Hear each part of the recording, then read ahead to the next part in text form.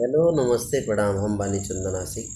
आप सब तमाम भोजपुरिया समाज के जे भी माई बहन बेटी चाचा चाची भैया भाभी जे भी भोजपुरी के समझेला सुनेला उनका के हमार कोटि कोटि प्रणाम बा।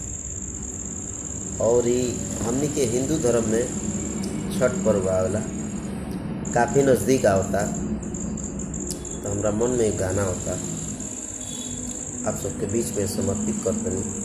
अच्छा लगी तो कमेंट करके जरूर बताए जे गाना कैसा हो। कि छठी माई के घटवा परिया जन बाजन बाजा बाजवाइब हो। छठी माई के घटवा परिया जन बाजन बाजा बाजवाइब हो।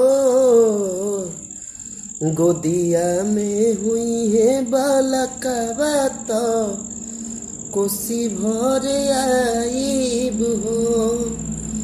अरे गोदिया में हुई है बालकवा तो कोसी भर आइब हो। गाना अच्छा लगी तो कमेंट करी जा, शेयर करी जा, लाइक करी जा और चैनल के सब्सक्राइब करी जा।